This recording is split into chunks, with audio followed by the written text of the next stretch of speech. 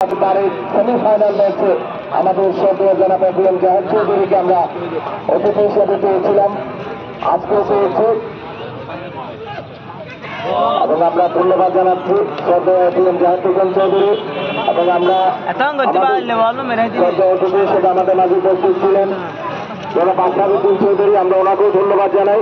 আমাদের জনাব সাজ্জাদুর রহমান, ওনাদেরকে ধন্যবাদ জানাই।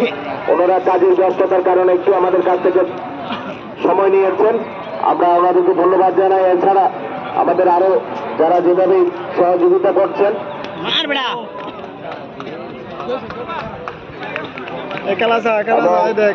আমরা ইনশাল্লাহ আরো বড় বড় টুর্নামেন্ট মাঠে অনুষ্ঠিত হবে। 105 আমিরাবাদের দর্শক কি ভালো লাগছে? দরজারা চুপচাপ গেল, চক্র মারলে চুপচাপ, চার মারলে চুপচাপ। আপনাদের তো জোরে সুরে হাত টানছে আমিরাবাদ, জোরে সুরে হাত টানে। এবং নাকি শুক্রবারে কলা জানার বিপক্ষে ম্যাচের দল জমা করছিল যত ফুটবলের লাই এমনি লেবিটিয়ার লাগে।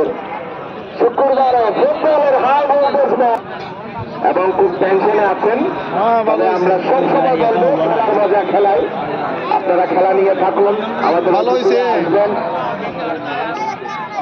আমাদেরকে সার্বক্ষণিক সহযোগিতা করবেন।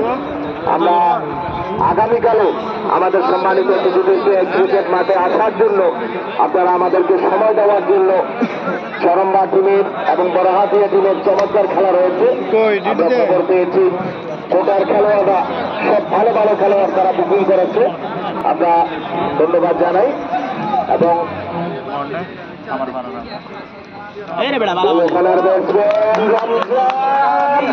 দেখা যাক, অনেকখানি এগিয়ে গিয়েছিলেন পটিয়ার কৃতি সন্তান রমজান, নিচে ফেরিওয়ালা, যার পছন্দের খাবারের তালিকায় কাঁচরাম 1 নাম্বার।